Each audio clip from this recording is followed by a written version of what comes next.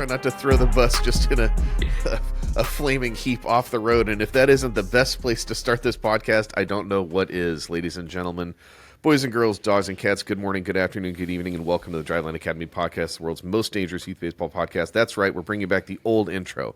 My name is Devin Morgan, Director of Youth Baseball at Driveline, founder of the Driveline Academy. I'm joined, as per usual, by my brother, my partner, my co-host, Driveline Academy Assistant Director, Driveline Academy International Man of Mystery, Washington's most eligible bachelor, Cat's Deli enthusiast, Jeremy Tactile. You know, it's been at least a month since the most eligible bachelor has been added. Not a single email.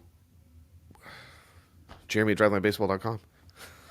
Come on. I know what our percentage of female listenership is. There's like seven of them out there.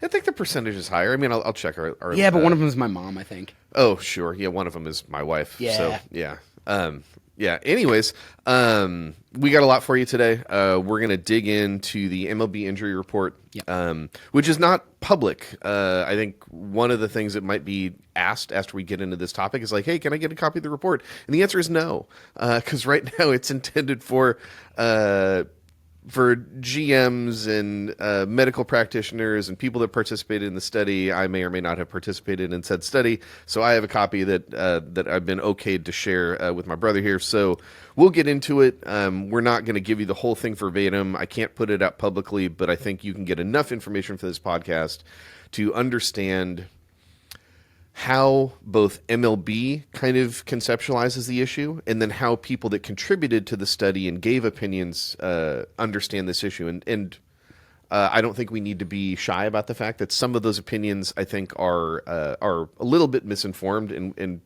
again, longtime listeners are going to get the whiff of horse glue here as we kind of get back into these topics. But we have to, right? Like, we don't have a choice because enough people don't understand this stuff. And what I'm talking about is simply understanding some of the physics and science behind. But before we get into that, loyal listeners know, housekeeping, axbat.com, code DL20.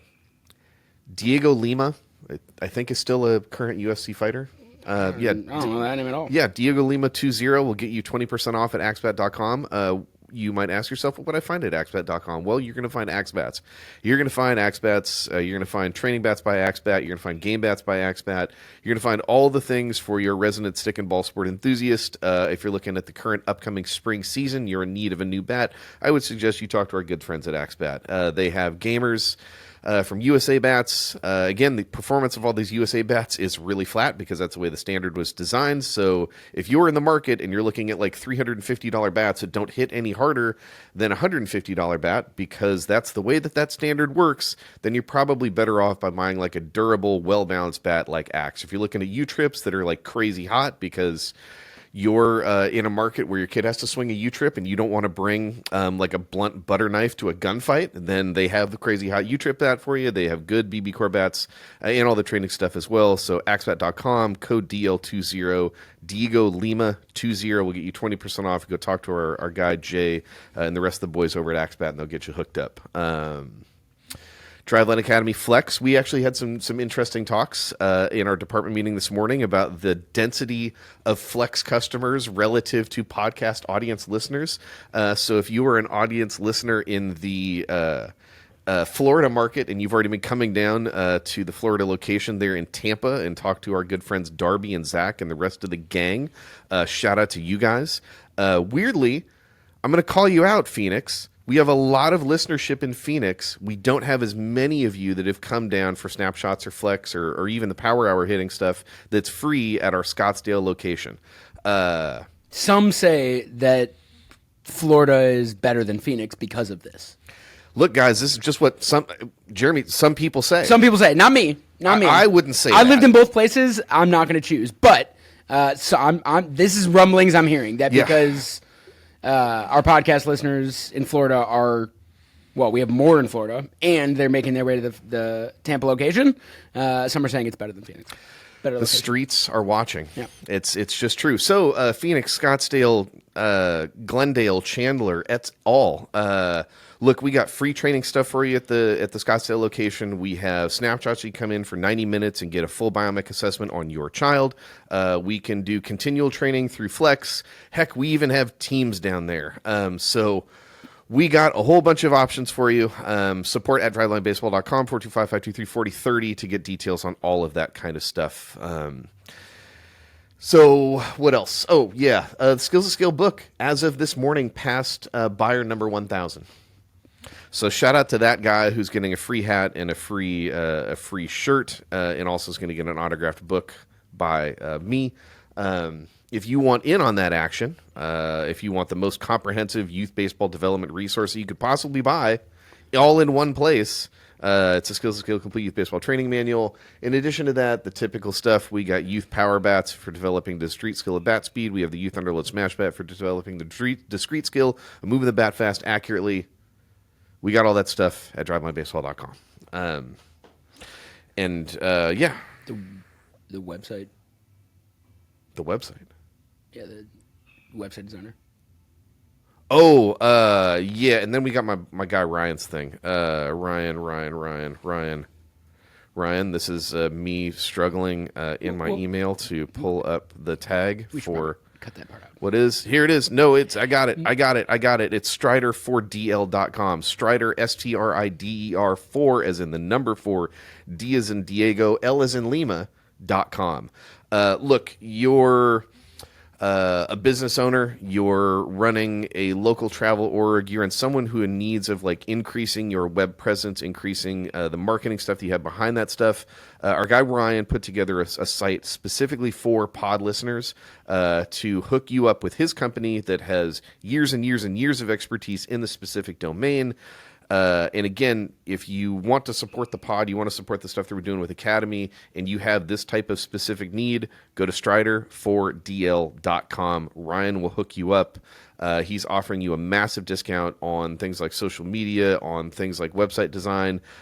We get a little bit of a slice of that, goes directly into our scholarship fund, which is good for us because it allows us to continue the initiative of having kids from diverse economic backgrounds be able to engage in the stuff that we do. So if you're one of those persons, if some of those things ring a bell for you, go to Strider4DL.com and go check that out. Okay.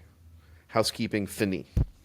Last item of housekeeping that I will actually slide in here right under the deadline is last episode of the year. True story. Last episode of the year. I'd have to look at the episode count, but this will be number 83.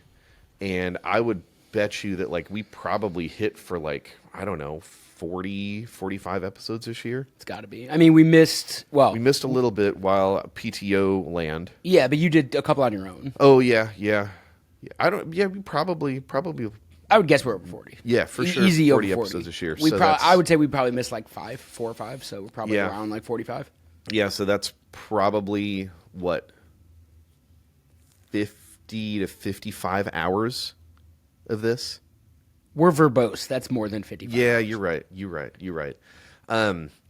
Look, you guys know my deal. It's the end of the year. Your boy gets a little bit verklempt. I get very thankful. And look, man, I just can't not say two things. One, it is incredibly appreciated by me that you guys tune into this thing every week. I know that I say this frequently, so I'm not going to give you like the long-winded version, but like it's pretty great. And I also want to say another shout out to you, my brother. Man, I don't know about you, but this is often like the best part of my work week. It really, really is. And it is a mother effing privilege to be able to come in here and just like shoot the stuff and talk about youth baseball with you, man. Like it is very much appreciated to not have to do this on my own. Those of you who have listened to like the solo episodes know that like as they go on in length, I get feeling like more and more like a crazy person just talking to myself. I appreciate you being able to like push this thing forward with me and like give an alternative viewpoint. Like it's good, man. It's really good. It is one of my favorite parts of the week as well. Yeah. To be here and do this, and I just honestly can't believe people listen to it. So I know. Thank you. So shout out to like the 2,500 people or whatever per episode that listen to us go through this process. Hey, tell a friend to tell a friend. If you believe in the initiative, you believe in what we're doing, the easiest way to support it is like it on the podcast challenge channels, whatever that is, whether it's Spotify or Apple or Google or one of those other weird like tertiary platforms that we're also on.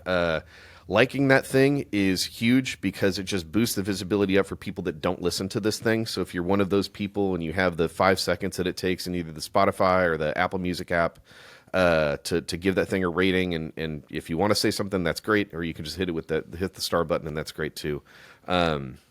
Or just share a favorite episode, share a clip, whatever you can do, man. It's great. Or you can also just like follow us on the Driveline Youth socials, on Twitter, on Instagram, on Facebook. Still not really on TikTok because I can't, guys. I can't. I'm showing my age. I can't get over there. I don't really want to be on the talk. And I suppose at a certain point I'm going to have to capitulate unless it gets banned at the federal level, and then in which case I won't have any, sunk cost over there. That's true. All right, enough. I was going to say, the last thing to put a bow on that, before we can use a segue here. Oh. Big segue guy. Segue City. I do feel like today's episode is probably going to have a much broader appeal to a larger audience, people who don't necessarily always listen to our podcast. So for those of you joining us for the first time, everything I said about us being verbose is not true. We're just right to the point. Right to the point, direct, very short episodes. You should definitely go back and listen to previous ones. It is. I know I said more than 55 hours. It's much less. It's not going to take that much of your time. Yeah, it's a light lift. Yeah. It's a light lift. Okay. So, the MLB report on pitcher injuries is what we're going to talk about today. So let's kind of set the stage for what this is. I think this is the most crucial part of us going through this report, is setting the stage for it. Yeah. So if you're a baseball fan, you're probably aware that over the last, let's say, 15 years, maybe 20, the rate of injuries at the MLB level has continued to rise. And there are some concerns about trying to nail down the factors that are leading to this rise in pitching injuries. There is some... Because there's an effect on the game, right? There's the effect on the game from a performance standpoint. There's an effect on the game from a commercial standpoint. And certainly Major League Baseball has a vested interest in solving both aspects of that of that math about why is this happening, right? And there's the meat of the report, actually, when I look at it, like the amateur baseball stuff that we're going to focus on today doesn't even start until like page 32. So there's 31 pages, including like an executive summary and some other stuff that discusses a lot of the people that were consulted for this report, which includes everything from former players to team physicians, to GMs, to front office staff, to people that are not affiliated with Major League Baseball but are working with Major League Baseball players. That's kind of who was consulted, right? And then they might have talked to, a dummy such as myself to kind of go through and get everybody's takes. And the one thing I think we need to talk about up front is in that you have a lot of disparate opinions from people that have disparate levels of knowledge and understanding. And one of the things that kind of doesn't get addressed in the report in those first 31 pages is some of the stuff that's been proven by science. There is not a large amount of science in this report. And I think that is the point of the report. Yeah. Right? Like and maybe that's why it's not getting released as much to the public. Yeah, maybe. But, basically this report is a plea for further research. Yeah, 100%. Like, this isn't and like it's tough because there were a lot of articles that were because the report got sent to a bunch of writers and stuff like that, so they post articles on it, and a lot of these articles talked about conclusions that were drawn from this report. The point of this report was not to draw conclusions. Yeah. In my mind, reading this report, that was not the point of this report. Yeah. The point of this report was to be a jumping off point for what do we think the 200 plus material experts identify as the largest problems, and where can we focus our next research on the most. And there's so much that I have seen out there about this report that is making it feel like there were actual conclusions and statements of fact in this report. This report is very opinion-based. It is asking opinions from a lot of experts in the fields and trying to get a better idea of what priority our further research should be in. 1,000% accurate. And I can tell you that in the conversations I've had with the good men and women at Major League Baseball that kind of authored this initiative, they're fully aware that there's additional research that needs to be done to distill down opinion into a set of facts. And the issue right now is that there are opinions. I think you're exactly right. There's opinions about the issues going on with throwing injuries at the professional level, at the amateur level, that are kind of given the same, they're all given the same weight, right? Right. I don't know that there are a ton of facts. Like, most of the quotes that are in here aren't necessarily fact-based, right? Like, a lot of these quotes, like, here's one that I'm looking at from an orthopedic surgeon that starts with, "to me." That's the beginning of the quote. Like, okay, well, then we're no longer talking facts here. Yeah. Right? If it starts with "to me" or if in my opinion is somewhere in this quote, then, like, valuable opinion. Yeah. But, like, we are not talking about facts, and they shouldn't be taken as such. Yeah. So when you have things like, there are people that were consulted as part of this initiative that had concerns about training modalities like pitch design.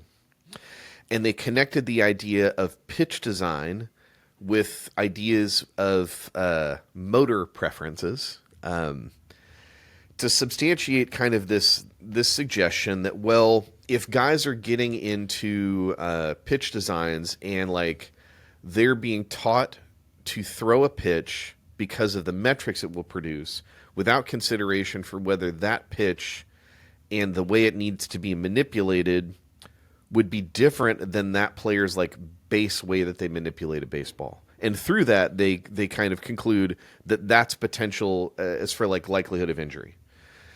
And look, again, don't use the word conclude. Yeah, they posit, right? And I don't have a problem saying that, like, I have a hard time believing that when you think about the large levers that you turn at scale that create this problem, that pitch designs are so, like, emblematic with training that's really a factor. Are there edge cases there? Yes, for sure. Are there guys who are, like, natural supinators that are being forced to, like, pronate through pitch design just because they think that that's going to be effective? Sure. I can completely believe that that's happened. Do I believe that that's happened at a scale to substantially, like, change the numbers? Absolutely not. Right. No flippin' way. Right. But the problem is that when you kind of hold that idea, and that idea has the same weight as an idea that, like, weighted balls are dangerous.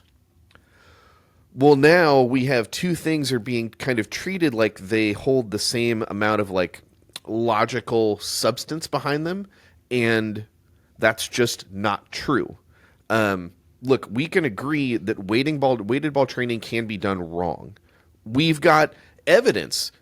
People that I've flambéed on this podcast have run a study. Listeners, I am giving the most gigantic and sarcastic air quotes that I've given in my life. A study was done that substantiated the dangers of weighted ball training. And that study was just programmed moronically. It isn't the tool. I would even go as far as to say that, like, probably 50% of the weighted ball training that's done is probably not great. Yeah. And doesn't have enough direction. Yeah. Yeah. So, but the question then is the problem really the tool, or is it the person who picks up the tool and uses it the wrong way, right? Because, Dr. James Andrews, who, if you're tangentially around baseball over the course of the last 10 to 20 years, because of the rise of injuries, you're probably aware of that name, right? You're aware that somebody from your favorite team went to saw that guy, or he consulted with that guy about a surgical intervention. The other thing to note is that Dr. James Andrews and the American Sports Medicine Institute, of which he is like the founding member, published a paper about weighted ball research that substantiated the idea that as ball weight goes up, stress on the arm goes down. There's a distinctly linear type relationship to that, because as ball weight goes up, movement speed goes down, and as such, kinetics go down. That's just science. Now, I'll give you the big caveat here. That science is predicated on everything we understand about inverse dynamics, where we are calculating stress on the joints, basically looking at math, right? You're looking at position. You go from position X to position Y at speed Z, and we can do the math and calculate some torque. That's not forward dynamics. Inverse dynamics is a system basically pioneered by Dr. Jimmy Buffett, who I believe is still employed by the Los Angeles Dodgers. Good hire. Where that's the system that we're using in terms of motion capture, right? And the difference between that inverse dynamic system and the forward dynamic system is that inverse dynamics, where you're calculating load based on positions, is it's completely ignorant of the role that muscles, tendons, tissues, ligaments play in the production and acceptance of force. So we still don't really know. But with the system that at this point is the best possible system that everybody agrees on and works on, that's universal. That's universal. If you run a marker-based motion capture system to study the effects of weighted ball training, that's what you're going to find out. And I've had people ask me these questions. Oh, Devin, well, why isn't there like a youth-specific study that substantiates that idea? Because physics don't only apply to you if you're 15 and up. Physics are physics. The way that the natural world, that we interact with it, is based on science. It's not relative to age. Right. So I think the first thing we got to get out of the way, and look, you can call me a page shill. You can say that Driveline has some sort of agenda here because we sell weighted balls. And I suppose you're right. But the reason we sell weighted balls is not because we're trying to ruin customers. It's because they work. Because the training works when you don't do it like an idiot. Right? You, listener, might have 45-pound weights in your house or in your garage. And you might use those 45-pound weights to do some type of strength training. And in that capacity, when your strength training is programmed correctly, you get the positive benefits and adaptations of using them. Take that 45-pound plate and do something stupid with it. Okay? And you could put yourself in positions you're not capable of stabilizing. You could add in excess weight, some combination of both of those things, and you might get hurt. Does that mean that 45-pound weights are dangerous? It means they're dangerous when they're implemented by a moron. Correct. It means they're dangerous when they're used by people that don't have any idea what they should be doing. And this is especially confounding for somebody like me who spent untold amount of hours putting out our programming in free resources that anybody can access. DrivelineBaseball.com, click on the top header, free programs. We have a free youth training program. We have a free youth team training program. And I know that free youth individual player program, that's like a 43-page PDF. Probably took me like a month to finalize it. And you can get it for free at Driveline. And even if you don't buy our weighted balls, if you go to Amazon and you buy those rando knockoff Chinese joints where the valve is going to break inside of the first 60 days, but whatever, your mileage may vary, it's not going to come with a program. It's just going to show up with some balls and you're going to be like, I don't know what to do. You would be better off buying those cheap, crappy balls that are going to break on you and using our program. Yeah. Because we'll at least tell you how to do that. Correct. So, yeah, it is incredibly problematic that, like, something that has been proven through science, through the best science that we have today, is kind of not addressed with a scientific perspective, right? It's not like in the report somebody goes, oh, weighted balls are so dangerous. We were talking about that report of one of the orthos in there says something about, well, baseball's 5 ounces. And, Here, can I read it? Yeah, go ahead. Let's just get into it. Here's the direct quote. I'm just going to read it. Orthopedic surgeon number 6. All the weighted ball training is a big issue. We had a significantly higher injury rate in people that use weighted balls. Is it the ball itself that creates injury? I'm not sure. Bro. I'm sure. I'm sure.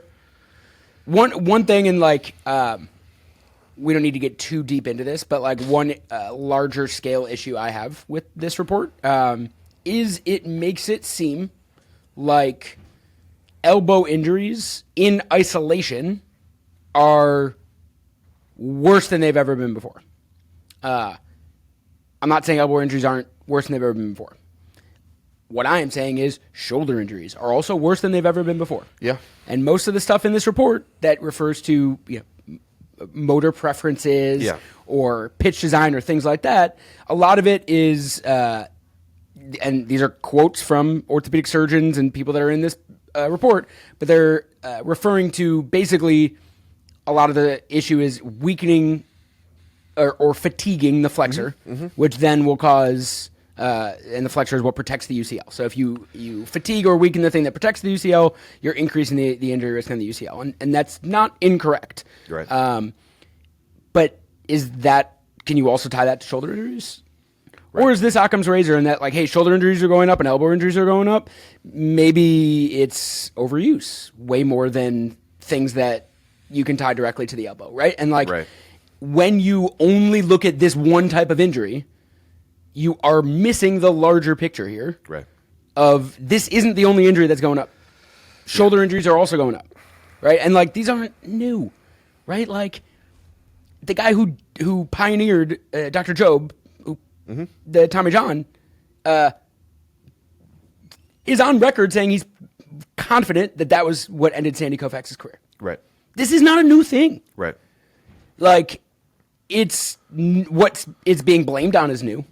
Right. But, like, we can't really bring up new... And, like, look, I bring up Sandy Koufax because I love Sandy Koufax. How could you not? Right. Well, there's a couple reasons maybe that you wouldn't like him, but I won't get into that here. Yeah, you people can just turn this off. Yeah, turn this podcast off. But we don't want you here. No, we don't. We don't. Happy Hanukkah, everybody. It's still Hanukkah. Yes, night number 6. Mark Fidrich, right? Like the history is littered with guys that were like really, really good for a short amount of time and then got hurt and never did it again. Can I read some of the quotes from former players in here? Sure. Let's do the best one. Oh no. Because there's a couple of other good ones in there. Okay. I'm going to choose 2. One's short, the other one's longer. All right. I was never max effort. We were taught to throw what was comfortable. I was comfortable at 94. I could throw 98, 99, but I never grunted. Okay. Next quote. I used to pitch to chase outs. Now they chase velocity. I had to play a chess match to try to get 27 outs. Now it's a sprint to go as hard as you can as long as you can. Starters have a reliever's mentality now. I never went on the IL in 10 plus years, and I'm not superhuman. But 2 things worked in my favor. Over the course of a game, I would throw 6 to 10 pitches as fast as I could. ... which means that there's something in this quote that got removed.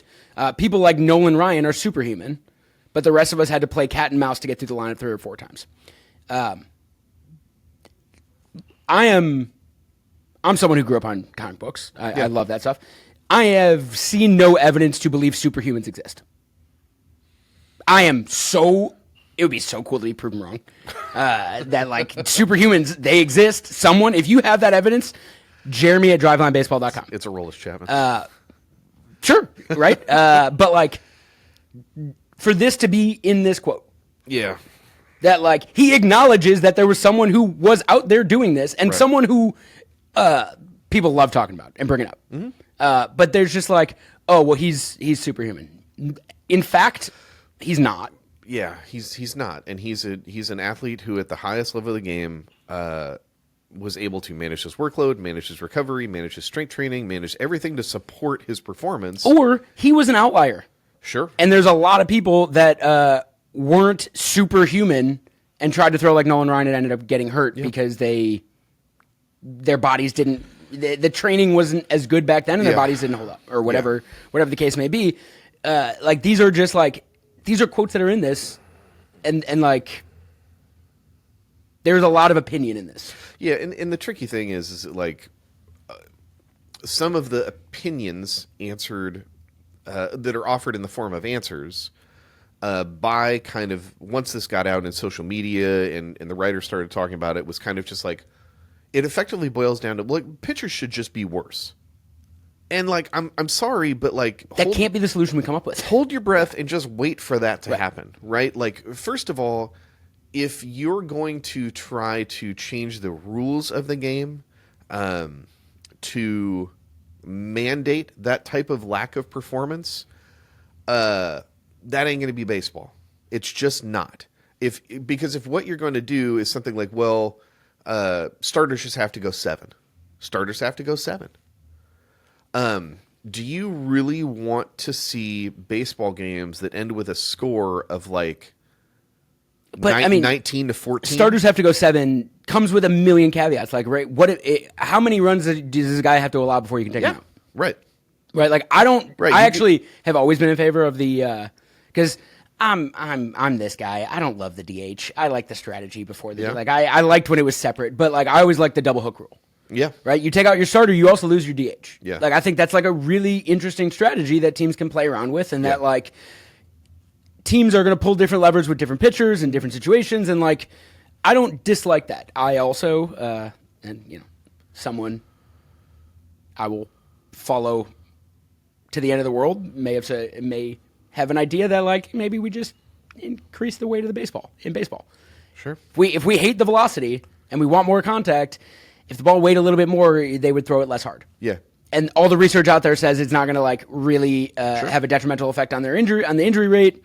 And like if this is the big problem that like we can't have too many guys are striking out, they're throwing the ball too hard. Yep. We can increase the baseball a little bit. But like, so you want to see a lot more like F7, F8, F9? Is that really a thing that we want? And this is where, you know, I think a lot of this report is. And maybe I shouldn't say a lot of support, but I think the impetus of this report is more for fans than it is for players or teams, right? Like, we are trying to solve this problem for fans.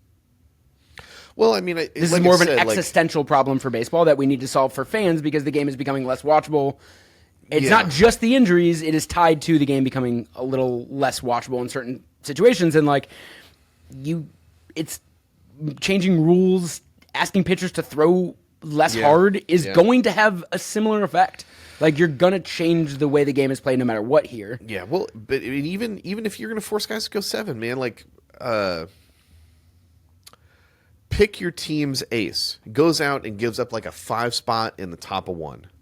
And it's very clear that guy doesn't have it that day. You know what's going to happen if you make him go another 6? Injury rate, right? Like, the game is the game. To me, I'm anti-pitch clock. I don't want to. If a game has to take 3.5 hours to complete, I'm down. Like, I'm so down.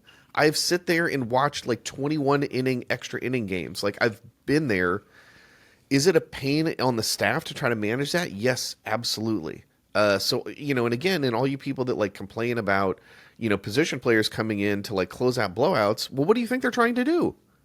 They're trying to mitigate workload. They're trying to distribute against a population of guys who don't have as much need to hold that workload in reserve for their next appearance, for their next start, etc. But like the bigger point here is if the solution you're hoping for is that pitchers should just perform worse, that ain't it. That is not it. And like, you know, you have these guys that used to play, they're like, well, you know, I was cat and mouse.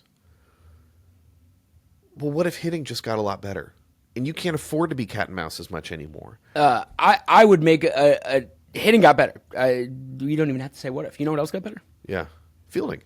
Well, that too. But what else? Receiving. And what goes along with that? Pitch calling. Who's the guy standing behind the receiver? Oh, the umpires, for sure. Yeah. Cat and mouse, man, go watch Greg Maddux. He was like 2 feet outside and getting a call. Like, I mean, the hilarious one is the Levon Hernandez one, right? Where he's literally getting like 2 feet. Right. And that's like, yeah, sure, that's cat and mouse. Yeah. Like, you're throwing it in the other batter's box and you're getting a strike. And like, umpires have gotten better too. So you can't get away with those type of pitches anymore. Angel Hernandez is gone. Right. Right. Like, those kind of guys, like. Yeah, you're 100% right. Because if that happens now, and if you give a guy like, again, like a legitimate like 9 inches on the other side of the plate, it's going to show up on like the MLB umpire scorecard, like the automated Twitter account, right? And Those like guys are going to get flambéed. right, to go off the cat and mouse, right? Like if we're assuming in this situation, which I'm assuming we are, that the pitcher is the cat and the hitter's the mouse, right? If you gave, all right, I'm gonna mess this up. Which one was Jerry, the mouse or the cat? If you gave whichever one was the mouse in Tom and Jerry, isn't Tom the cat because he's a tomcat? Oh, that makes sense. But if you gave the mouse in that show a detailed plan of the tendencies of the cat, he's probably gonna. I mean, I'm. This is a bad example because I'm pretty sure that the mouse gets away most of the time in that show. Yeah, but no, I mean, if he had, I should have used Itchy and Scratchy. I'm more familiar with Itchy and Scratchy. But like, if he had more information, it would be way easier. Like that wouldn't be a fun show to watch. Like he wouldn't even, he would know his sleep patterns. He would be able to like come out of his little mouse hole whenever he knew that the cat wasn't going to be there. Like that's not a real show. Yeah, he's got heat maps on the mouse. Right. When the mouse becomes smarter, the cat also has to improve. Yeah, you can't just be like, whoa, wait. That mouse is way smarter. Time out. This game's not fair anymore. Yeah. He got smarter. I want to do the same thing I've always been doing. Yeah, Tom is the cat, Jerry's the mouse.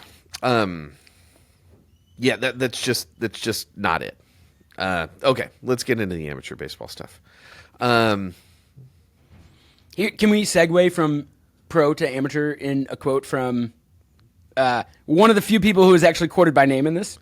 Oh. And it's because it was from Baseball America and not from this actual report. Good guy. We know him. Pretty good guy. I did, 5 minutes ago say I'd fall into the end of the earth. So if he goes 60 or 70 pitches, he's going to sit 100.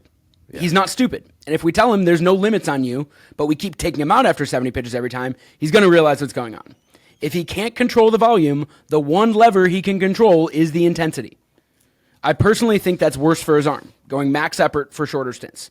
Yeah. The man who founded Driveline says, I personally think that it's worse for his arm going max effort for shorter stints. Mm-hmm. So miss me with all that stuff about Driveline hurting people.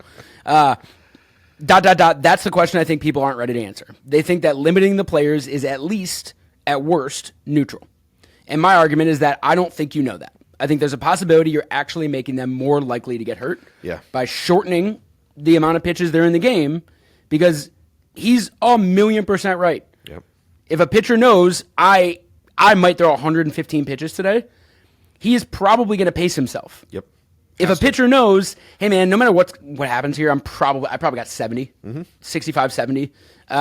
There's no way he's not going to let it eat for those 65, 70 pitches. Yeah. And like, I think it's important here. And again, I don't think I can say enough nice things about this man. But and my argument is that I don't think you know that. This man is a very intelligent man, and he's not saying with certainty anything. Yeah. He is saying that like these are the two things basically, and like even if you tell someone there's no pitch count on you today, there's no limits on you today. Yeah.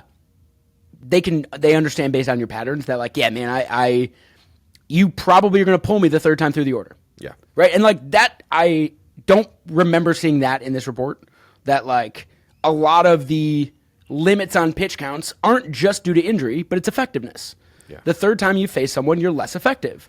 So teams now don't want someone facing the order for the third time for performance and competition reasons, not really health reasons. Right. Now, a pitcher knows, most pitchers, okay, I got 2 times through the order. That's at minimum 18 at-bats. Could be somewhere like 18 to 25 in there, depending on how many hits I give up. Average at-bat is, I don't know, I should know this number, but I would probably guess around 4 pitches for an average at-bat, somewhere between 3 and 5. So, like, you do that math, 2 times through the order, if, like, with an average, that's probably right around 80, 90 pitches. Yeah, that's simple math. And if you know I only got 80, 90 pitches, I don't have to be out here for 115 pitches, I'm going to let it eat a little bit more. Yeah. Yeah, you got a little bit more meat to go. Yep. So, and now we can use that to transition into the youth game, because we have pitch counts at the youth level. We do. And I think this is where there is a chart in here that shows the percentage of overall UCL surgeries at the Andrews Sports Medicine and Orthopedic Center from 1995 to 2023. From lower, like right around 10% in 1995, what probably looks like about 26% in 2005, about 35% in 2015, a peak of what looks to be 60% in 2016, and then hovering between 50 and maybe 42% as of 2023, which is the most recent data that they had. And data I would love to see. Sure, I'd love to see the whole data set. Well, I would love to see based on age. Yes. Because anecdotally, 1990, was that starts 5? Yeah. 1997, there's not a whole lot of high school kids getting Tommy John. No. They're probably just not playing baseball anymore. Now that you we see it know all that the the time. surgery is effective. Right, it's effective, it works. Yep. So like there's bias that goes into those numbers as well. Is like Correct. There are a lot more youth athletes getting it Yep. because it's now a much more common thing and it's not as scary as it once was. Correct. And like I've seen this, and now I'm segueing, I guess, back to the professional side. But like I worked in professional baseball. I have seen athletes be told they have to get Tommy John and not even flinch because in their minds, oh, it's fine. I'll come back in a year and I'll probably be throwing harder. Yep. And like it is important to know that this is not a 100% success rate surgery. Correct. And like that is not the further we get. And maybe it's like a parabola that's shifting back in the other direction with these reports and things like that. But I do think that like the better we get at solving Tommy Johns, the less risky it feels. Correct. Which doesn't mean that it's a good thing, right? Because the thing you need to understand is that it's not that every Tommy John surgery is successful. It's not that every one of them returns to competition. And even if they do to return to competition, that's very different than returning to competition and be able to perform the same way as you did prior surgery. Yep. So it's still like, I'm aware that there are like dark places on the like Facebook baseball groups where people are like, oh, my kid's just going to get TJ and he's going to come back throw harder. And like, good luck with that strategy. Like, good luck with that because it's not guaranteed.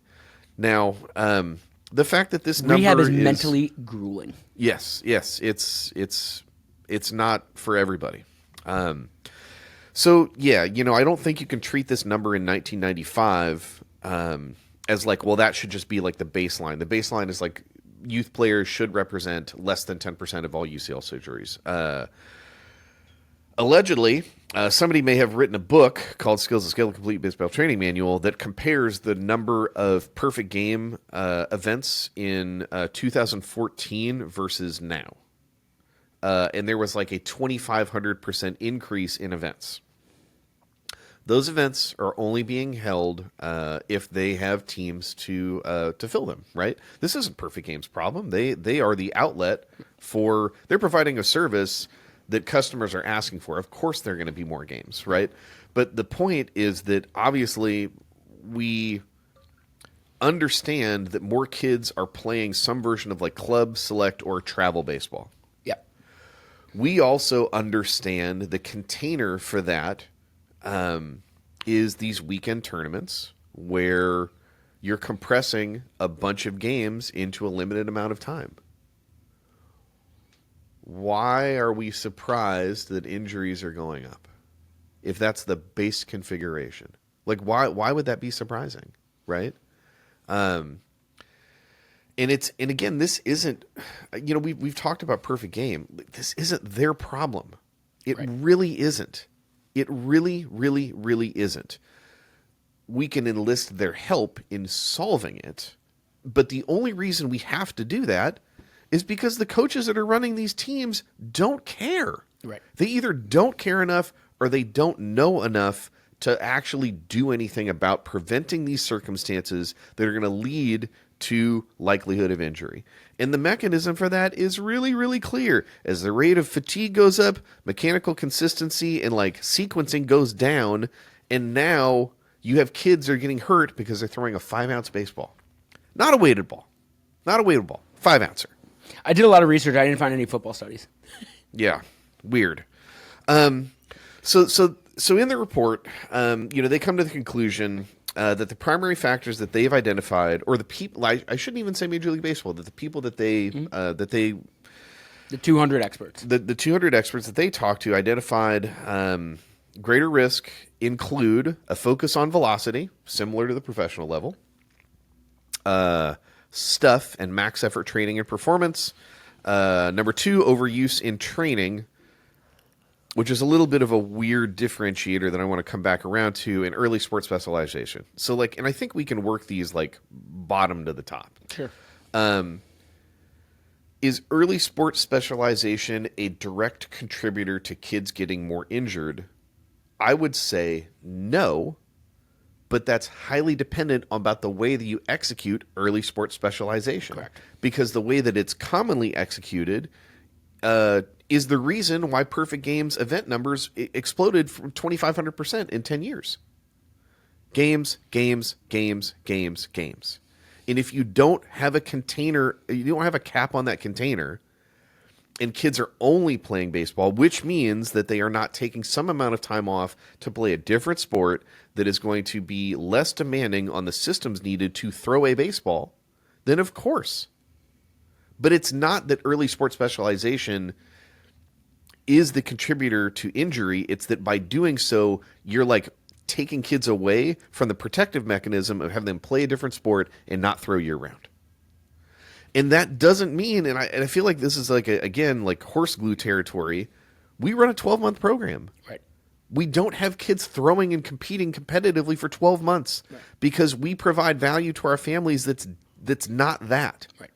That's a thing that you can do, but if you choose to do the other thing and then kids get injured because of it, you're doing sports specialization wrong.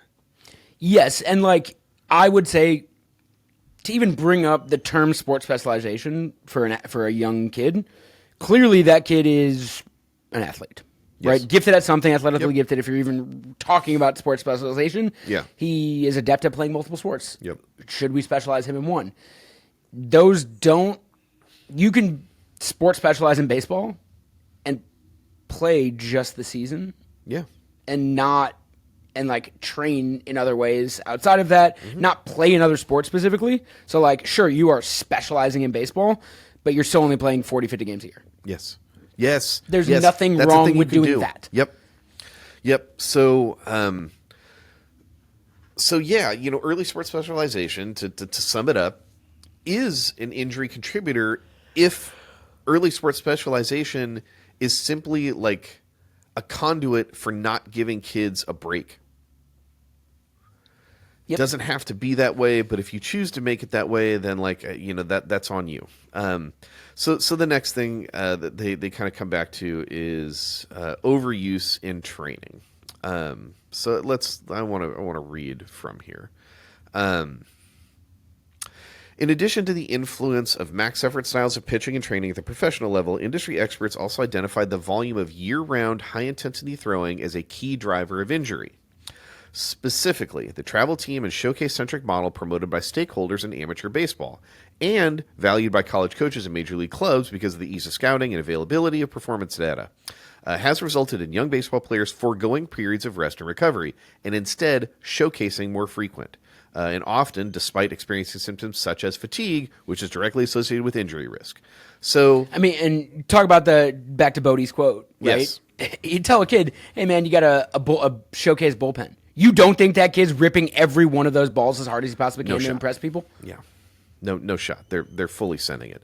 And there's actually some really good stuff in here. They had basically like a showcase schedule of a kid who in the summer of 22, if this is correct, attended 1, 2, 3, 4, 5, 6, 7, 8, 9, 10, 11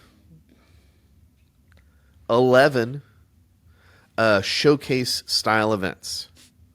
So Sanford, Florida, 35 pitches. Cary, North Carolina, 16 pitches. Cary, North Carolina, 38 pitches. Marietta, Georgia, 16 pitches. Los Angeles, California, 16 pitches. St. Petersburg, Florida, 30 pitches. San Diego, California, 29 pitches. Kansas City, Missouri, 18 pitches. Phoenix, Arizona, 15 pitches. Fort Myers, Florida, 8 pitches. Fort Myers, Florida, 18 pitches. I hope he has frequent flyer miles. He is for racking sure. them You up. got to be Diamond Club. Like you gotta be. My word. That's the Delta. That was Diamond back Club. and forth from San Diego to Florida at least twice. Yeah, Jeez. throwing a little Missouri trip in there as well. Don't do that. I just don't do that. Because, my guess is those are not the only 11 times he competed that summer. No, absolutely. Yeah. So again, I I feel some type of way about the fact that kind of the way that this is framed at the top level is the biggest contributors to injuries are focus on velocity and all this training stuff related to that, overuse in training, and then early sport specialization. Because showcases, that's not training. You know, like I think you don't need to have that specificity in their period. It's overuse. Training is homework, showcase is the test. It is as simple as that. Yeah, and if you're testing, how many times does it say? 13, 14, I think 11? it's 11, yeah. If you're doing that with that type of frequency, and again, kids know what the deal is.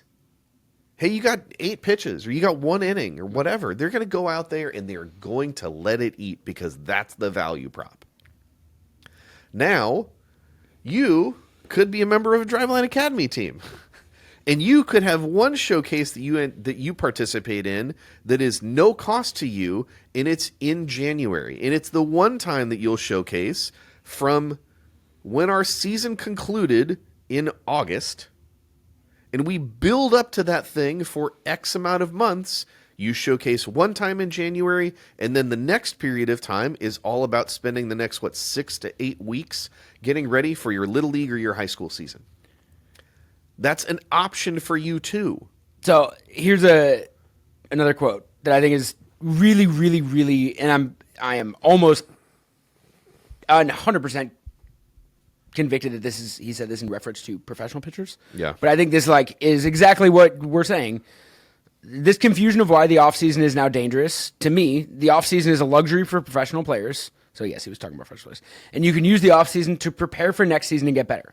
You have 7 to 8 months during the season. Then you can take a period to rest and deload. Yeah. Then you have 12 weeks to build up to the point that you can be stronger and more durable for the next season. The problem comes from players not having a down period and doing a lot of high-intent throwing and not managing the delta, shocking the arm unnecessarily. Yep. This is literally exactly what we're talking about. Yep. Where you're not showcases aren't the problem. It's are you taking any period off to rest and deload and build yourself back up, or is this just a full? I mean, we want to talk about sprinting versus cross country running, which is brought up multiple times in this report as how the difference in between old school pitching theory and the new school pitching theory. Youth baseball has become a year-round sprint. Yeah.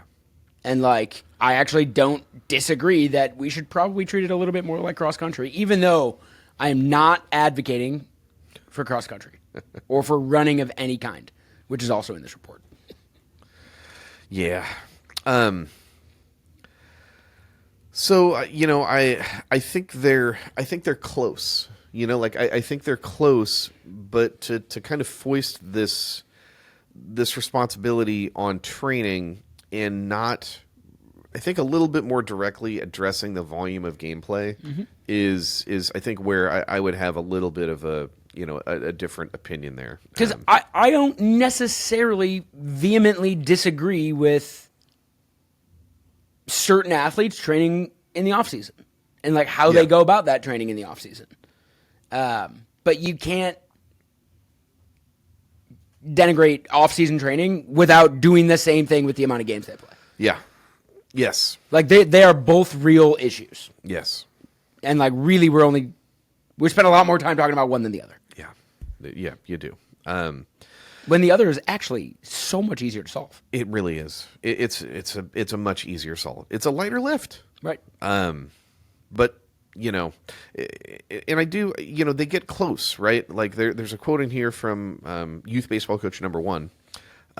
We can play baseball 12 months out of the year here. I'll see pitchers in Texas who want to ramp up in November, December. Then we'll start playing scrimmage in February, 1 or 2 outings. All this sounds reasonable, but then you're pitching every weekend in the summer, then you're pitching for area codes, then you go down to Jupiter, and then they have to showcase. These aren't choices that need to be made. I want to be clear about that's not a thing that you need to do. You're choosing to do this.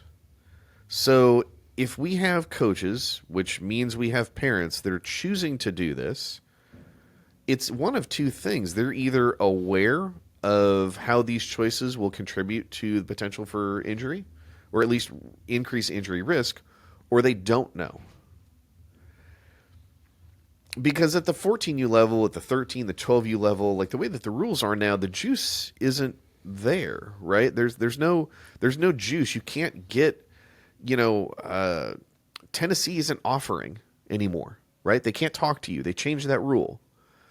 But if we have coaches and parents that are still behaving in the same fashion, even though structurally that carrot went away, you either don't know or you don't care. I would say it's much more of the don't know. Yeah. But and again, and if that's true, then that is why we need systemic solutions to this, because it's like the seatbelt law, like the seatbelts were on sale for a lot earlier than they were federally mandated. Yes. Right? Seatbelts were saving lives because they're keeping people from flying through the windshield. And then when you advent to the shoulder belt, you keep them from throwing your head through the windshield. Like, the benefit was there. People didn't know or didn't care. So we had to have a rule. You had to have a rule. We had to have a federal rule. And, going into ABCA and being, I guess. Did you grow up did you wear seatbelts when you were growing up? Fun fact, my mom is not going to want me to tell the story. But when I was a kid, my mom's good friend and her daughter were driving us from somewhere. I have no idea where we were. Yeah. We were going up a hill in Seattle that's very, very steep, and it has a lot of like left and right cutbacks getting up that hill. And on one of those cutbacks where you kind of like took a little jag to the right and then keep going up the hill, door flew open, my happy ass flew out the car. And I have a memory of like, oh, I'm in the middle of the road. Well, I'm supposed to be in the car. Yeah. So we were for sure just being driven around without seatbelts. That was the thing. And you're like 10 years older than me. Yeah. Ish. And I remember very specifically the first time I learned that seatbelts weren't always a thing. Yeah. And I was like, you're telling me there were idiots who wouldn't wear seatbelts? Yeah. Like, these things can change really quickly, yeah. And something that seems like you can never get enough people to actually agree to do this. Yeah. Within 10 years is like, oh, yeah, why have we not been doing it this way the whole time? This seems so much smarter. Yeah, and in that short of a period of time, you're like, what's wrong with these savages? What's wrong with these morons that used to do this like the way they did 10 years ago, right? Yeah. And like, I don't understand. Yep. Sometimes. Yeah. So I guess point being, and again, look, I want to be clear that like, being 2.5 days removed from ABCA, there's some meeting stuff going on. I'm going to put it on my socials, like some of the meetings that people who are attending should be showing up for. Behind those meetings, there are a lot of closed door meetings that are involving people who literally have the power at the top end of the food chain of these organizations that are looking to change stuff. There is hope on the horizon. We're moving in the right direction, but to get there, we have to be honest about the facts that we know that contribute to these things. So if you understand the basic fact that as fatigue goes up, the risk of injury goes up, then the number one lever you should be trying to solve for is how do we mitigate systemic fatigue? Right? Yes, and I'm big on just reading quotes directly from this report, so I'll hit you with back-to-back quotes here that I think like kind of go to your point. From an independent pitching coach. Up to this point, the process has been to limit workload, make sure they don't throw too much or with too much intensity. I would kind of argue. I mean, he's talking about professionally, which is fair, but like obviously not the case at the youth level. Instead of limiting workload, we have to do a really good conditioning and preparation for tolerating stress on the arm. I feel like a really good job conditioning missed a word there. Yeah. Conditioning for tolerating stress in the arm. Let's focus our attention on conditioning and training and gradually building up the resilience and robustness of the tissue so that we can tolerate the stress that happens inevitably. It comes down to, quote, only so many bullets in the gun, or how do you load the weapon, right? Next quote, we need to empower the athlete. Let the athlete adapt to their own self-regulation. Athletes know how to best condition themselves to listen to their own bodies, which, again, we're talking about professionals. And then here's the part of that sentence that is talking about youth. But we have sucked the intuition and instincts out of athletes. We are telling athletes, quote, we know your body better than you, your elbow better than you, how many throws you should make better than you. We're managing the arm more than ever before, yet injuries continue to go up. Get a pulse sensor. I mean, pulse sensor gives you your workload relative to you. Yeah. And, like, that's, that is how we manage workload. Yep. And, like, I fully agree with this. There is no, and like we've said this on the pod, pitch counts, inning counts, whatever. It's a good starting place, but, like, there is so much that you're missing with, like, hey, his pitch count's 95. Okay, he just threw 95 pitches in one inning. That's not what we meant. That is not what we meant by that rule. That wasn't it. Right. And, like, stuff like that where we use pulse to actually be able to determine what each kid's capacity for workload is and build that up over time so that they can handle the stress. And, like, it is really important that they understand that and that their intuition isn't being discarded here.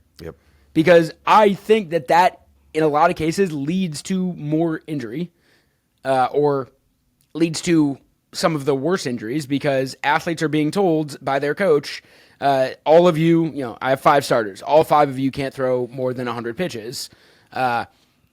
One of them may start feeling hurt even though he's under the pitch count, and he may not want to say anything. Because he doesn't have the intuition to understand that, like, my body shouldn't be feeling this way. He told me I can only throw, like, I should be good if I throw 100 pitches. I threw 100. I threw under 100, and I'm not feeling great, but I'm not going to say anything because he told me that's the amount of pitches I need to throw. That guy doesn't say anything. He goes out and pitches. Well, he's not feeling great, and then injury pops up, right? Like, those types of things. Yeah. It isn't the same. It isn't a one-size-fits-all. No, and not to mention the fact that, like, in a game container, in a team container, in an inability to take a break from competition container, you're disincentivized to even bring that up. To even bring it up, right. Right? You can't say that. Right. You can't. And I think this is so much, like, to that point, this is so much worth at the youth level because younger kids already assume that the coach knows more than they do. Yep. And aren't going to argue with the coach or disagree with the coach. And, like, I know there have been times where kids on my team haven't felt great when throwing, and I'll see it, and I'll talk to them about it, and I'll be like, no, soreness is, like, very normal. Yeah. Like, it's a recovery day. You can throw through some soreness. Like, if it hits a certain pain level, then we're talking something else. But, like, if you're sore because you threw a bullpen 3 days ago, that's a normal soreness. You can throw a recovery today, and it's not going to, like, lead to immediately to a huge injury, right? And, like, I think a lot of kids are scared to even bring that up with their coach. Because like they shouldn't, if the coach said this, if an adult who ostensibly knows best is telling you this is what I think you're capable of, most kids are not super comfortable disagreeing with that. No.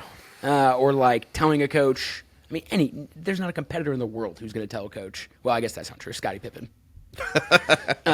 Sorry, Scotty. But like, there's not a ton of competitors in the world that are going to tell a coach no.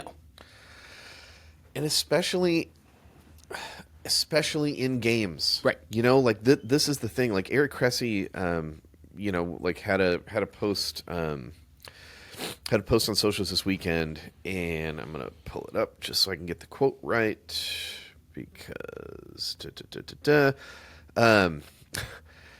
so somebody, Cressy started. The best predictor of injury is previous injury. In the 2024 MLB draft, 35 pitchers were drafted in rounds 1 through 10 already having Tommy John surgery. In 2005, there were 4. MLB injuries surge when the best players are more broken when they enter pro baseball. We have to think upstream. 1,000,000%, right? So somebody responds and goes, a lot of youth and high school baseball tournaments are going on right now. And that was December mother flippin' 29th, right? So Eric you got to have goes, the New Year's tournament. yes. So Eric goes, a baseball tournament the week of New Year's is a race to the bottom. If you're pitching competitively on December 31st, you better be playing winter ball professionally, compensated, or dominating a snowball fight with your friends. Love that. And I saw that, and I was like, yeah, agreed, and added this little context, right? Note that progressively building workload with structured days for both high intent, modern intent, and recovery isn't the same thing, nor is it the same risk as pitching competitively. You control all the variables in training, but the game is the game. College coach number 2. There's a lot of damage done by the time they get to our campus. Not to blame somebody else, but guys we get are either damaged or on their way to stressing their ligaments because of what they go through in travel ball. They throw as hard as they can on Saturday, do nothing Sunday through Friday, and then throw as hard as they can next Saturday. They're doing irreversible damage. It's happening as young as 12 years old up until they come to our college program. Not wrong, and I would actually add it's probably not doing nothing Sunday through Friday. Sunday they probably play shortstop. Yes. Yes. Friday they might also play shortstop. They're still throwing. Yep. And then next quote, Major League Athletic Trainer, we're getting guys now out of the draft that have been throwing year-round. Our first-round guy had been throwing year-round for 3 years. The wear and tear on him is not going to be in his first Major League season. It's going to be from those previous 3 years. That's where the wear and tear is from. Now they're in the minor league season, and they're doing more than they've ever done. So here's my question. You got an MLB draft prospect that's pitching year-round. Uh-huh. How many of those games and, let's say, competition adjacent events like showcases, Sure. how many of those kids of those type of events did that kid really need to do to get drafted as a high schooler? 10%? It is heavily dependent on where they play. Right, if you're talking to a high schooler in Southern California, Texas, Florida, those areas, they're probably going to get enough of a sample size against high-level competition in their high school season. Right. That they don't need to be playing a ton of showcases to put good data for scouts. Yep. If you're in a cold weather state, yeah, man, there is like... So if you're in a cold weather state, you have to do something to prove that you could face high-level competition. That is likely not going to come in your high school season. Right. Meaning, you're going to have to find another way to get that data. And there's really 2 ways, and one of them is a lot easier. The 2 ways are to train somewhere that has a TrackMan or a Rapsodo unit or somewhere where they can get data to pair with your high school data that says, like, yeah, I dominated and I know it was cold weather competition, but I did dominate them, and like here are my pitch metrics. Yep. You should be pretty reasonably confident that like I could dominate at the next level as well, because now I have that added context to not just like, oh, I beat up on a bunch of cold weather New Yorkers who can't hit. The other option there is to play a bunch of showcases, and like if you're a parent of a kid in Jersey who's like, how do I get my kid, and Googling, right? Like, how do, like my kid wants to get drafted. The first 30 things on Google are all going to be showcases of like, bring your kid here. And that's when, okay, now we're flying around the country to do showcases so that he can face high level competition, so that he can maybe get drafted and send this information on to scouts. It's the information that matters and the context that matters. And I think the problem is that people readily think that that's the only way to get that information. Because it's not. It's not. But like it's the easiest. Sure. It's by far the easiest. Sure. I guess the point that I'm trying to drive towards is like... And you don't think about the risk there. Right. Because you're just playing the game. Right. And kids love playing games. Kids love it. No kid is ever going to... A draftable MLB kid is never going to be like, no, I don't want to go across the country for a tournament. Right. They're not going to be like, I don't know about the stress on my arm there. I don't know. But let's say it was the Blue Jays that drafted that kid, right? It's not like the Blue Jays scout who at some point has access to those metrics. Yeah. And has access to the data about why this kid performs. Then it goes, well, competed really well in his high school season, but like, let's see how he does at this in this rando tournament against a bunch of kids that are not even going to go play college baseball in Lake Point.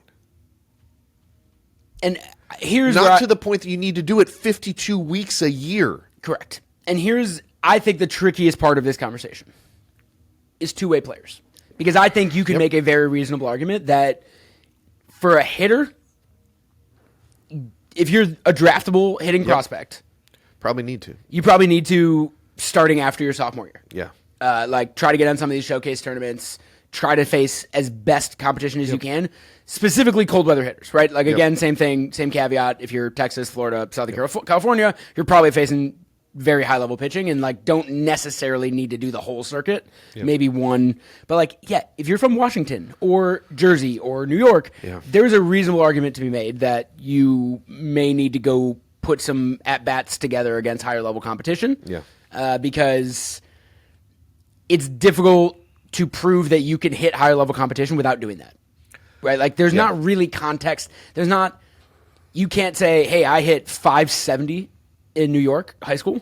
And I'm going to be good in professional baseball too, because my average exit velo is 98 or whatever it is. It's like, okay, can you hit a curveball? Like, I don't know. I'm still not convinced that you can hit like a professional quality curveball. Pitchers, is your pitch good enough? Like, if I see the metrics, I can generally know. So then the tricky part comes in is the two-way players. Because, like, are you, as a two-way player, willing... Paul Skeens probably didn't do a ton of showcases. He went to Air Force. But I'll use Paul Skeens as an example. Are you willing to go to these tournaments and not pitch? When, like, people know you're a two-way player and, like, they're not just asking you to come to the showcase to pitch and hit. Right? Are you willing to maybe throw a bullpen right before the showcase to show off the metrics and then just hit? Like, no. Most of these kids that are two-way players are pitching and hitting in these showcase competitions, and like if it was just hitting, that'd be one thing. Do you know how many PG events Paul Skeens attended ever? Was I right? Is it a very low number? Is it 0? 4. 4. As a catcher / first base / third baseman / right-handed. Yeah, it's my favorite 6'7" catcher of all time.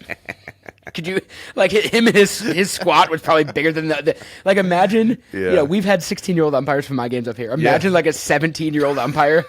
They can't even like see over the top of Skeens' head. They're like on a little step stool behind him. Yeah, you know what? I'm just going to call this from the mound. Right. I'm just going to call this from the mound. And like that's he went to Air Force. So like I don't know the context there. I don't know Paul Skeens personally. Maybe he was bombarded to go to these showcase tournaments and was like, I want to join the Air Force. I don't necessarily want to play professional baseball. I want to join the Air Force. And so he had his sights set on that. Didn't feel like he had to go to showcases because I know where I want to go and that's fine. Yeah. And then that changed later in his career when it was made relatively clear to him that like, hey man, you actually could play professional baseball. One PBR showcase. Or was he like totally, no one asked that kid to go to showcase? Yeah. Right? Like, whatever the reason and the context is, yeah, man, there's a ton of proof out there that you don't have to go to showcases to get drafted 1-1. Yeah. Yeah.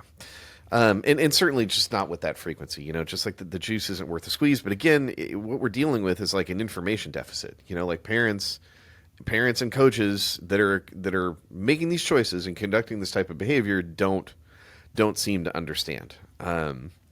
The next things we can get into, we talked a little bit about, MLB Pitch Smart, which is, noted in the report. It's been out for a decade now to try to like the first initial attempt to kind of solve that problem. It's interesting in the report what they note, quote, for example, a 2023 study followed 115 players from 10 high schools and found that 84% of pitchers were non-compliant with Pitch Smart guidelines. While just 14% of the pitchers in that study recorded pitch count violations, 65% of them report playing for multiple teams, and 67% reported taking less than 3 consecutive months off from overhead throwing each year. Insert quote from youth baseball coach number 3. I might know this guy. There's no great surprise we have issues. Don't give it away. There's no great surprise that we have issues at younger and younger levels. This is the system that we have. There's no governance, and the incentive structure is perverted. I mean, you just quoted yourself. Yeah. So, to me, when I read through this, there was one paragraph that I actually like highlighted as like this may be the most important paragraph in this entire report. And I think it goes again. I've done this in the entire pod, so I don't have to apologize anymore. But this is definitely professional. But like, the line that you can tie to youth is like, why didn't this get tied? So club officials described organizational factors as potentially complicating efforts to combat the rise in pitcher injuries. Clubs have dedicated resource to injury and research and prevention. However, clubs experience turnover, which can interrupt efforts to implement long-term pitching and health initiatives. Club officials described competing pressures between the short-term desire to maximize player performance and the potential long-term consequences of consistently striving to do so. Yeah. And like this is what we talk about with like most youth coaches. They care about the short term. They don't have the long-term view of for their athletes that would that you would need to take a pitcher out when he's clearly fatigued in the game to get to the championship game of some big tournament where you're going to win a big trophy. Yeah. Right? And like that's where that coach has to go through this risk analysis in his mind of short-term versus long-term. Yep. And he cares more about the short-term. Yep. And we need more coaches. We need every coach. Never gonna happen. But like as many coaches as we can get to not care about the short-term. Yeah. And take that long-term view. And like, this is a very difficult thing to really do, but I think we can do this. I think it is impossible at the professional baseball level. This is always going to be a thing. Yeah. Like there's always going to be an element of like, oh, I am way more willing to take on risk because I want to win a championship. Oh, dude, right? There's Walker, money and Walker the players, Buehler, right? 100%. The call comes in. You're like, are you hot? He's like, yeah, I'm good to I'm go. good to go. Hadn't even warmed up. Right. Hadn't even warmed up. Right. And like, we're never going to change at the professional level. Yeah. There's always going to be the short-term, long-term pull, and like it's up to pitchers themselves, adults to make that call of like, hey man, I'm not going to do this. Yeah. Like it's my long-term, like, whatever. I think we are in youth baseball uniquely positioned to solve this problem. Correct. Of like, stop caring about short-term. Yep. Take the long-term view of everything here. Because that is all that matters in youth athletics is the long-term view. Yep. Why anybody should care about a weekend or a plastic trophy or anything is obviously beyond me or you if you listen to this podcast. Yeah. Right? But like this paragraph just really, and it's kind of buried in just like the middle of the report, but like this draws a direct line to like, this is the solution right here. Yes. Like everything else in this report is positing potential blockers and issues and things like that. And then this thing buried in here, to me, is the actual solution here. If we can flip it from a short-term desire to maximize player performance and long-term consequences of consistently striving to do so, and get every coach or as many coaches as possible taking the long-term view of things, this report goes away. Yep. And the tricky part is how do you mandate not only knowledge, but care, right? How do you mandate that everybody has to care about these things the same way? That's a real challenge. So it's not possible.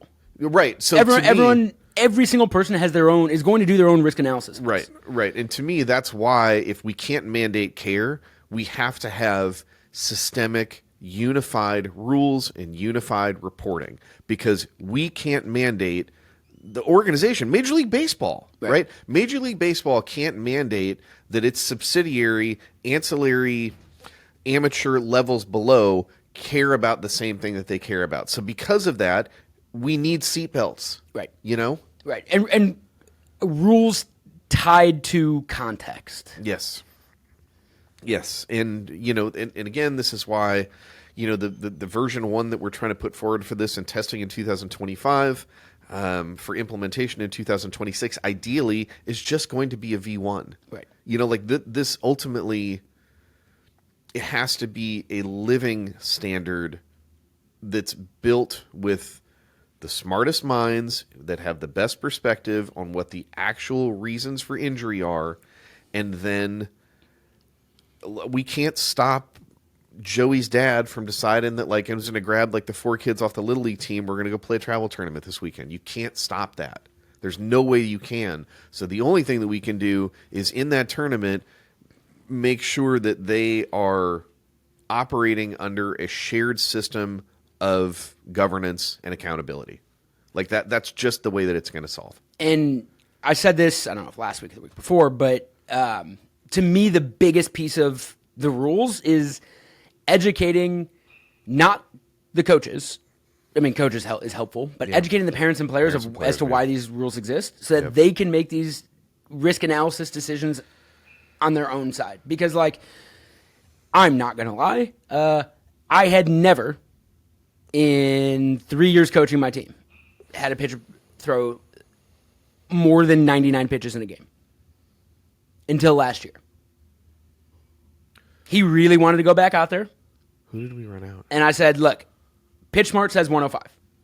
I know that you can handle that workload. Like, I'm looking. Built for it. You've been built up for this. Your velocity hasn't dropped. I promise you, if I see any drop in velocity, you're out of this game immediately. Yep. And I need you to go over and talk to your dad and make this decision. You have a half an inning to do it. The guy to replace you is already warm. Yeah. But, like, you need to go and have this conversation because, like, there's a real chance that if I send you back out there for this last inning to finish this complete game, you don't feel great in a couple days and, like, maybe you don't pitch the rest of the summer because I'm not willing to let you pitch in that situation. And, like, are you willing to risk that for this? Yeah. The answer was yes, and I sent it back out there. He finished the complete game and was totally fine afterwards. But, like, he has to make that choice. It's not fair for me as a travel ball coach to make that choice. Yeah. And, like, look. And to be clear, that's a 15-year-old kid. That's a 15-year-old kid, which is like, go talk to your dad. Yeah, very different than like an 11-year-old that's going like 250 over the weekend plus position play. Correct. And I think that, and look, as someone who coaches kids, I don't know if I'm really advocating for parents to be even more informed and second guess the decisions that I make in game and things like that. But, like, you should be more informed and you should second guess decisions. Like, if your coach, look, you can second guess my decisions all I want. They're all right. Right? Second guess whatever you want. I've never made a wrong decision. Sure. There's a lot of coaches out there who make wrong decisions. Yeah. And, like, you should be second guessing them. That's not a bad thing necessarily. And, like, at the end of the day, if I'm second guessed on decisions I make, I actually don't hate that because I can explain what I was thinking. We can have a conversation about it because, like, I know that I am never putting short term over long term. Yeah. So, like, if you disagree with something I did, let's talk about why. Let's figure this out because, like, I didn't put short term over long term. Yeah. Do you want me to? Like, is that why you're mad? Like, you would rather I put short term over long term because, like, most situations, hey man, you're on the wrong team then. Because I'm just not, you're a wrong coach, I'm not going to do that to you. Yeah. But, like, having there's a lot of, Darvish, I think it was Darvish, was the first, and he got a lot of flack for it. But he was, and maybe I'm going to get this wrong, I should look it up.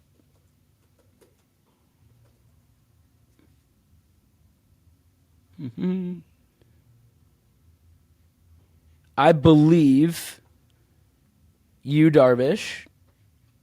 Hold on, this is. I'm not finding anything about it. Maybe it's in this article. All right, this is a terrible podcasting, but I am almost positive it was Darvish, and that he was one of the first Japanese youth high school players ever to opt out of Koshien, the big giant tournament that, like, Daisuke Matsuzaka famously threw like 280 pitches in a game or whatever it was. Like, he opted out and got a ton of flack for it. Yeah.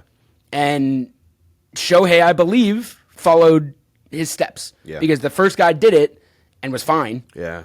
But, like, that was a big deal, and he got lambasted for it. But this was a decision that him and his dad made based on short-term risk versus long-term development.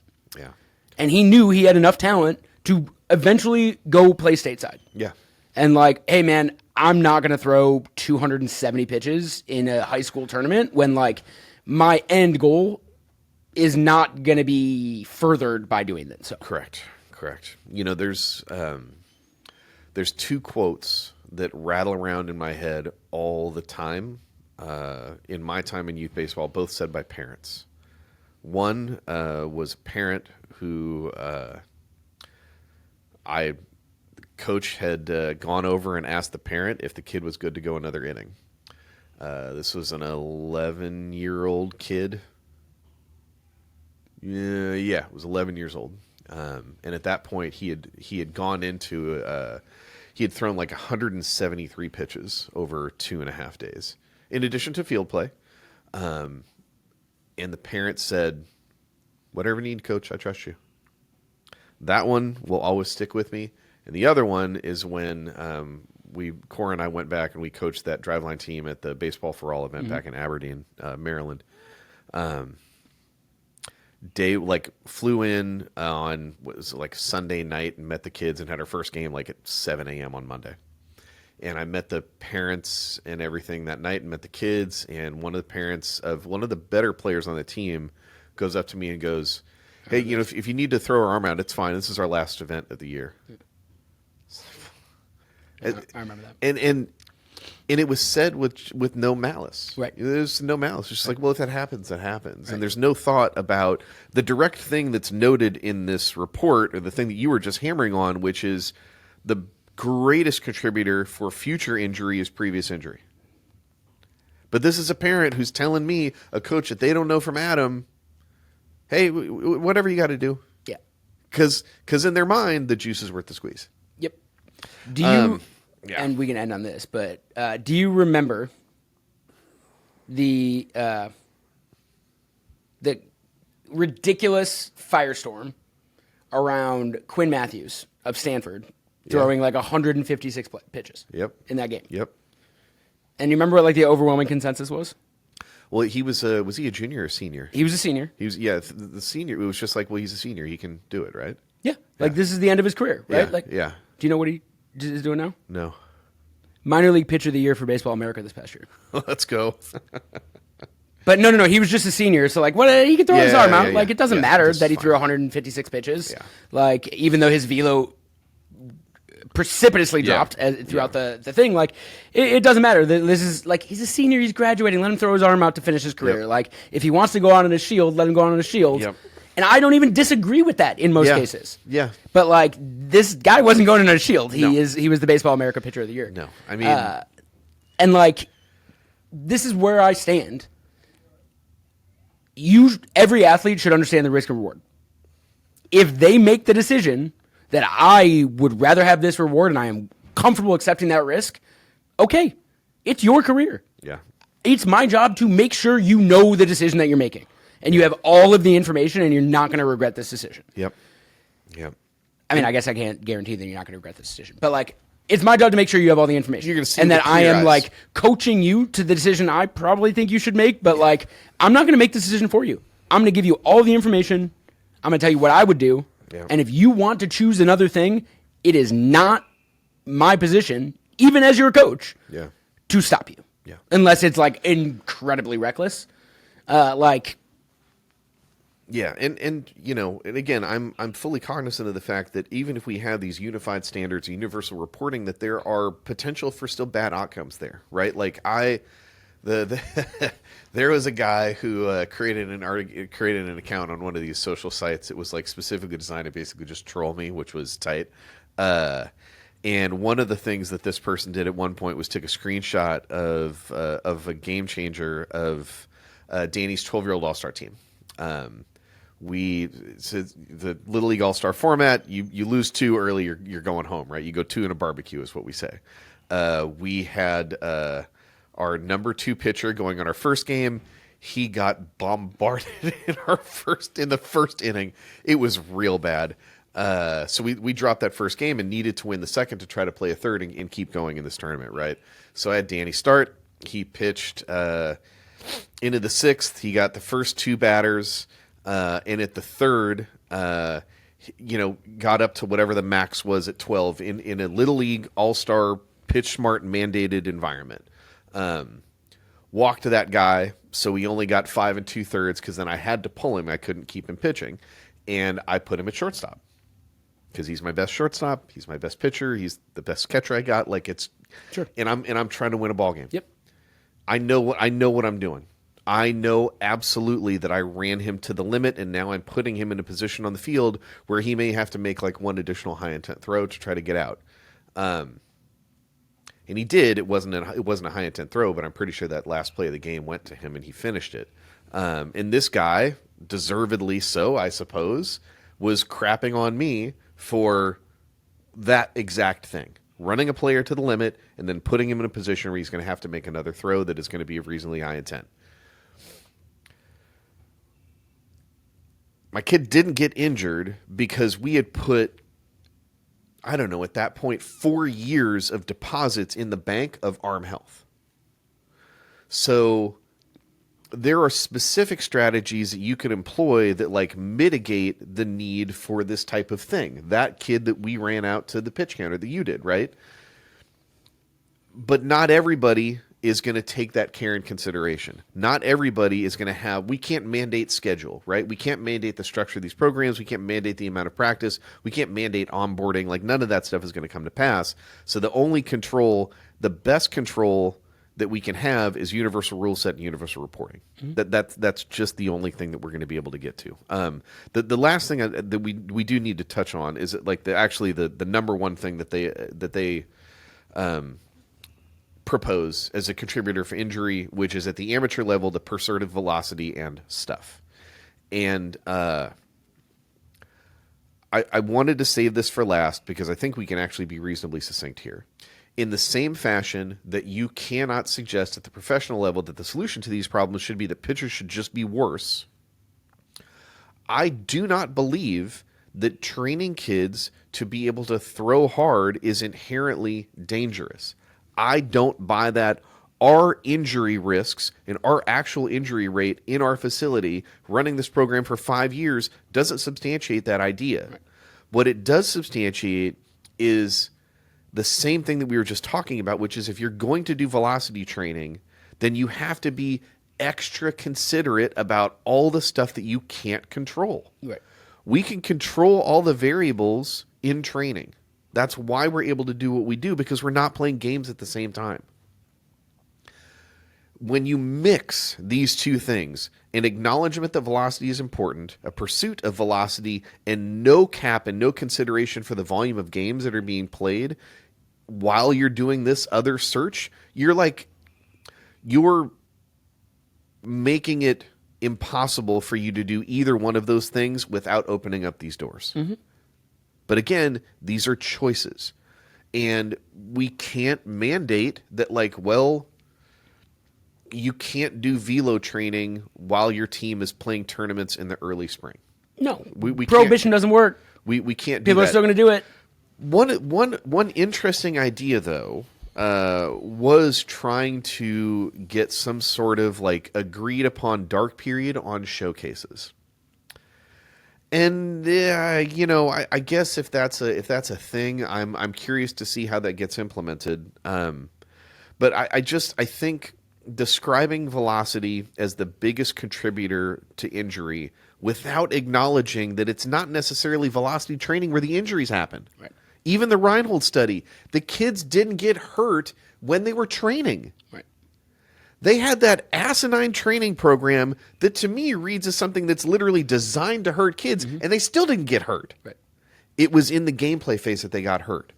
So I'm willing to agree to the basic premise that as velocity goes up, stress on the joint goes up, because mm-hmm. velocity is a production of speed, and as movement speed goes up, kinetics at the joint go up, mm-hmm. load on the joints goes up. I buy all of that. The problem is that we aren't spending enough time talking about how do you condition kids to periodize their way and to tolerate that type of stress that comes with speed. Mm-hmm. We're just going more is good and most is better without a care in the world for changing any of the levers on the side that either increase or decrease your rate of speed or your rate of injury, which is controlling for gameplay volume. Yep. And understand the risks and make your choices. Yeah. Yeah, literally, in our velo phase this year in our off season, Danny's going to have. Let me think about this. He's going to have a high intent throwing day baseline on the mound. He's going to have 1 day of pull downs. He didn't do pull downs. Oh yeah, he had a couple pull downs and he cut it early. He's going to have another retest today. I don't even know that he's going to do a plyo velo. He's done with his velo. The velo phase was in the gym. Yeah, I mean in the HP side of the gym under a bar. Yeah. This is the thing about programming at that age. If you've had kids who have been throwing weighted balls for years. Sure. Or like have done pull downs, like those probably aren't the best. They're not going to get, like, don't do them every week because they're not going to get you the results you want because the stimulus is worn off a little bit. It's not novel. Right. The stimulus is worn off a little bit. So at that point, it's like, hey, man, you've been throwing weighted balls for 4 years and you're still 150 pounds. So, like, what do you think is the problem? Is it you need to throw more weighted balls or you need to gain more weight? Yep. Because, like, we've got the models to show that, like, dude, you're throwing at 8 miles an hour above what we can reasonably expect for your age, height, weight because of the fact that you've had the stimulus of doing this. There's not more fruit on the tree based on weighted balls. Yeah. Or mechanical efficiency, right? Yeah. Like, hey, man, just gain weight. Like, you're in a really, really good spot. We just got to gain weight. Yeah. And that's where we've gotten with a lot of these kids that have been with us for a handful of years is like, look, man, they kind of hate it. Yeah. Because they want to do pull downs. They want to do this stuff. And I'm sitting here telling them, like, it's not really what you need at this point. Yeah, I mean, there's no gold in that hill. If you've already get like 97th percentile arm action, how is a pull down helping? Right. You know, it's just so anyways, I want to acknowledge. But like let the kids choose. Yeah. You know, and sometimes I regret that. Yeah, we might not necessarily agree with all those choices. Sometimes I regret that. Yeah. But like, I am convicted that like it's their career, it's not mine. Yeah. I'm going to make sure they know all the risks, all the rewards, what I would do, and what I would recommend they do. And if they want to say, I get all that, but like, I this is what I want to do. Like, I'm willing to I'm comfortable with that level of risk. Yeah. I'm gonna let them loose, man. Well, I mean, because if that's what it is, it's like, I mean, it's almost like, well, you know, I'll let you guys drink at the party if you're drinking at the house, and there's going to be like parents that are going to drive, right? Like, if we tell you like, hey, you want to pull down, and you're insistent upon it, and we tell you no, what's to stop you from just like pulling down at the park? You know, at least if it is going to happen, then we can do it in here. We can have a gun. We can have some structure there. We can note how it's going. Like, anyways, there's ways to control the variable. Yeah, and like it's a risk assessment that professional athletes have all the, not all, but a good amount of information to make that risk analysis and a risk assessment, and youth athletes and parents don't. Not enough. And the more they have, the better off we're going to be. And like, it's not just arm injuries, right? And like, I don't actually think we've ever talked about this, but like, your son got a concussion. I enjoy base running. If I had my way, we would steal every base, every pitch. Yeah. I have basically one kid that has the same mentality as me on the bases, and it's your son. We have and he's a savage about it. We have a look. Yeah. Because I don't. If the other team sees me give him a sign or sees me talk to him, they might know. But we have a look, and if he's on third and we share the look, he knows. Yeah, man, you have the green light. Go take this. This guy's not paying attention. You go steal home. Yeah. And he does it, and he's good at it. Yep. And he did it, and the catcher dropped his knee and he got concussed. Yeah. And he came back a couple weeks later, and we found ourselves in that situation again, and he gave me the look, and I shook my head. Yeah. And then after the pitch, he was like, why? Yeah. And I was like, because I'm scared. Yeah. Like, the last time this happened, you got concussed. Like, you won't listen to me and not slide head first, which I get, but, like, then that scares me a little bit that, like, yeah, man, I'm gun shy. This happened a couple weeks ago, like, and he's like, no, I'm doing it. I was like, yeah. You've been through the concussion. You understand that, like, hey, man, there is a chance you go face first into this kid's knee as he drops it to try to tag you, and at that point, your baseball season's over because that's 2 concussions in 3 weeks at that point, or 4 weeks. Yeah, the first one was relatively mild, but like 2 concussions in the same month, and it was July, so it's the end of our season anyways. Like, hey, man, you knew the risks. I'm recommending. I don't need you to steal this run here. Yeah. It ignited the team though. Yeah. Like, I wanted him to do it. Yeah. But like, as I can't, in good conscience, not explain the risks to him before he does that. And I don't know why that's any different than every decision a coach makes in terms of where they're putting guys positionally, in terms of how many pitches they're going to let a kid throw. Like, this is why I'm making that decision. Yeah. You have that information. If you don't agree with me, we can have a conversation about it. And like, it's your choice at the end of the day. If you're putting another teammate in harm's way, it's not your choice. But like, luckily, I don't coach football. Right? Like, baseball's a relatively individual sport. Yeah. If you're telling me I know I got 6 innings done and I'm at 91 pitches, but like I promise you I can go out there and finish this game for you. And I explained all those risks, and you're like, I don't care. Like put me back on that mound and finish this game. The only person that stands to get hurt there is the person who just accepted those risks and understood it. Yes. Yeah. Football, not the same.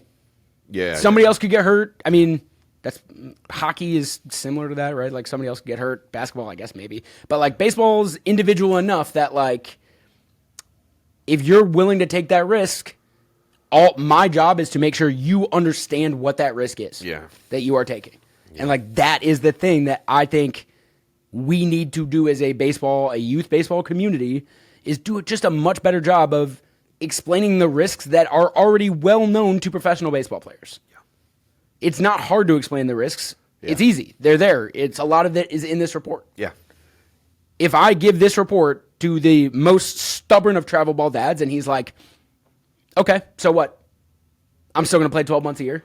I'm still going to run these kids out there. Okay. Those kids probably shouldn't play for you. But like if they are all accepting that risk and they know, yeah, there's nothing I can say. Yeah, I mean, once we get to this point that we have a more educated consumer, if they start to make choices that are not in consideration of that education, then like, well, that's on you. It's on you. It's on you. But like, we just have to do a much better job at educating. Yeah. I will say, relative to D and his concussion,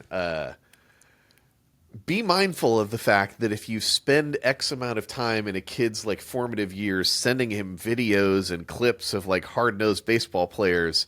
That stuff comes back around a little bit, and now it's a thing, man. It's just he's a controlled reckless on the baseball. Well, I mean, he wants to, I think, what did he tell me? He was like, I want to hit like 25 doubles and steal 25 bags in the high school season. I was like, okay, like let's see, because.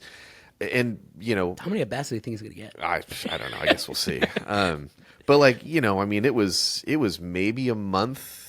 Maybe 6 weeks after that concussion that we were playing in that Italy thing, right? Mm-hmm. Still home twice. Mm-hmm. Both times it happened, it's like man, my stomach just like drops to the floor. And weirdly, I was looking through my wife's camera roll the other day because we were just talking about stuff that had happened this year, and I found those pictures of him stealing home in the championship game, and it's just like it's the thinnest margin. Mm-hmm. Kid wants to play the game hard, man. Like I can't, and he knows, he understands what the and he understands the risk, and that's like the most that we can do. Is like I want you to play hard, and I need you to understand the risk of what that means. Yep. And if you're willing to accept that risk, and like, he is smart enough, but he's not the smartest, right? Like we're not talking about the geniuses of the world that I have on my team here. Yeah. But like they are all smart enough and understand the risk of the decisions that they make on a field. And I let them make that choice on their own because I've spent 3 years educating them of what that might look like if this doesn't go great. Yeah, you all have long-term goals of playing Division I baseball. Like I'm not going to push you in certain directions. Yeah, and then they go play high school, and it's the coach feels a little different and whatnot. But like, I know that my kids understand risk, and the kids at Driveline Academy understand the risk on a better level than most professional athletes, honestly. Yes. For sure college athletes, but most professional athletes. And I'm really proud of that. Yeah. Yeah. And note that, the mass of 10, 11, 12, 7, 14-year-old kids in this country that are filling up these events don't have that information at scale. Right. So it's contingent upon parents and players learning it, and barring that, we're going to have some systemic control. Yep. Horse glue? Horse glue. I think that's all we got. He is Jeremy. I am Devin. We are Down by Law. Catch you next time. Thanks. Bye.